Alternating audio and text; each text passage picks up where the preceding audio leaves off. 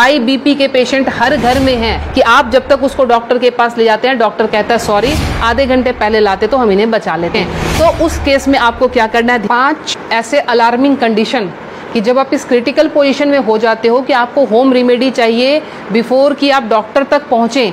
आप कुछ ऐसा उपचार क्या करें जिससे हम पेशेंट को हॉस्पिटल तक बहुत अच्छे से पहुंचा सकें और उसको आगे का जो है प्रोसेस ट्रीटमेंट का दे सकें। हाई बीपी के पेशेंट हर घर में हैं तो उनके रात के टाइम 12 बजे के बाद और 4 बजे के पहले जो है हार्ट पेशेंट का एक बार स्ट्रोक लेना बहुत ही कॉमन होता है डेली के रूटीन में कि आप जब तक उसको डॉक्टर के पास ले जाते हैं, डॉक्टर कहता है सॉरी, आधे घंटे पहले लाते तो हम इन्हें बचा लेते।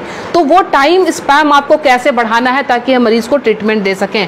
तो उस केस में आपको क्या करना है, ध्यान रखें, ये जो हमारे फिंगर्स के सामने ये नाखून जो मैं पॉइंट कर रही हूँ, इस पॉइंट को आप लोकेट करके ध्यान से देखें। ये हमारे बाइलेटरल है, मतलब दोनों ही हाथों की उंगलियों पे हम इसको इस्तेमाल कर सकते हैं। जब भी आपको लगे कि कोई पेशेंट बिल्कुल उसका जो है बीपी बहुत हाई चला गया है और आपको डॉक्टर तक जाने के पहले अगर उसको स्ट्रोक ना आ जाए, लाइफ उसकी खत्म होने से बचाने के लिए आपको सिंपली क्या करना है, आप कोई भी पिन ले लेंगे।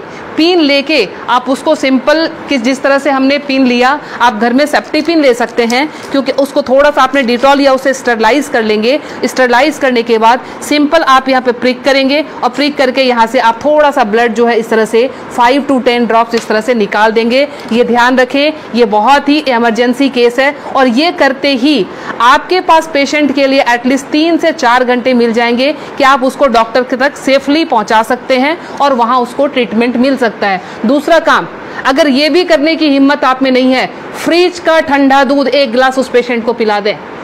ठंडा दूध पिलाते ही आपके पास ड्यूरेशन बढ़ जाएगी, आप 2 घंटे तक हॉस्पिटल के अंदर उनको लेके आप जा सकते हैं। ध्यान रखें।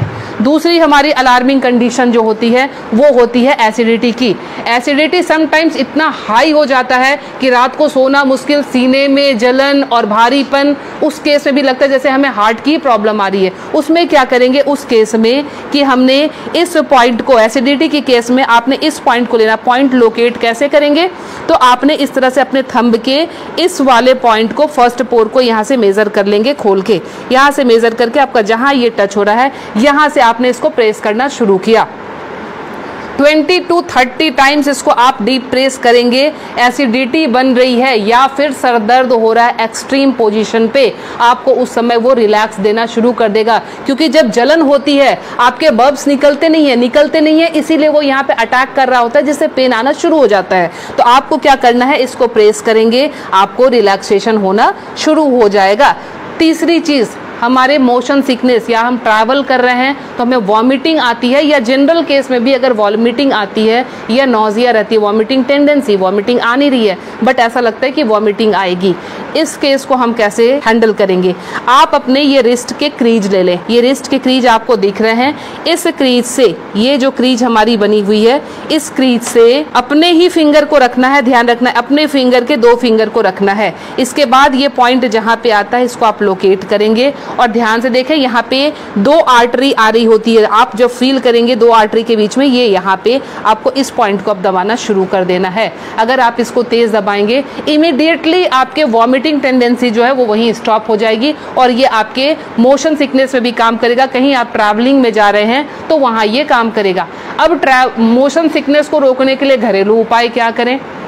पुराने जमाने में ध्यान है आपको 10 पैसे के और 5 पैसे के सिक्के मिलते थे।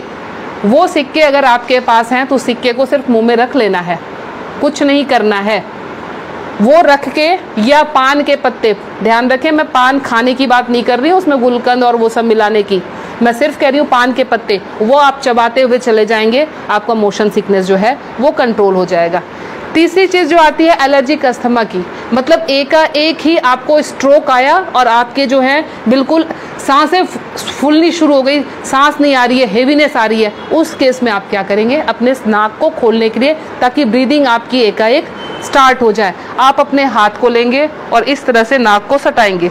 नाक की टिप जो है हाथ के जिस पार्ट को टच कर रही है उसको दबाना शुरू करेंगे और ये बहुत पेनफुल होता है, ध्यान रखें। आप अपने आप भी इसको दबा नहीं पाएंगे, बहुत ज़्यादा पेन होता है। हमने पेशेंट को ऐसे किया, ये टिप जहाँ पे आया, और ये 90% पेशेंट को ये पेनफुल वैसे भी होता है। आप उठा लीजिए, अब ये यहाँ पे इनका टच हुआ था, ये जब हम दबाएंगे 90% पेशेंट को वैसे भी, क्योंकि हल्के हल्के एलर्जी की प्रॉब्लम इन दिनों महामारी के बाद लंग्स सबके वीक हुए हैं, तो सबके जो है ये प्रॉब्लम रहती है।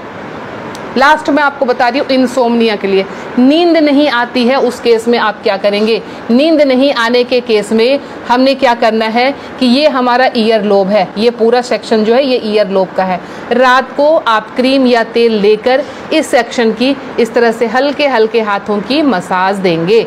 ये हल्के हल्के हाथों की मसाज देंगे, इससे आपको नींद आनी अच्छी शुरू हो जाएगी। साथ में और क्या इंक्लूड करें, हमारा जो टॉप ऑफ द हेड है, बिल्कुल सर का ऊपरी सिरा, यहाँ पे आप टैपिंग करेंगे। टैपिंग करने का मतलब हल्का हल्का आप इसको ठोकते जाएं, ये इसको वाइब्रेट करें। वाइब्रेट करने का मतलब आप यहाँ से जो है एनर्जी हमारे जा रही है नीचे, क्योंकि आपको पता है ये माउंटेन बना हुआ है, यहाँ से एनर्जी का फ्लो शुरू होता है, तो ये एनर्जी जो है पूरी जगह जाएगी और आपको बिल्कुल काम कर देगी, शांत कर देगी। तो ये 5 अलार्मिंग पॉइंट्स आपको हमेशा के लिए याद रखना है। पता नहीं आज आपने देखा, भूल गए, कल आपको जरूरत पड़ जाए, तो इसलिए आप प्लीज़ इसे सेव कर लें, अच्छे से देख लें और समझ जाएं और अपना ट्रीटमेंट एमरजेंसी केस में ज़रूर कर लें। मैं Leena Shrigyan, naturopathy and alternative therapy expert, Nai Delhi से। मुझसे मिलने के लिए करनाल प्लस से संपर्क करें।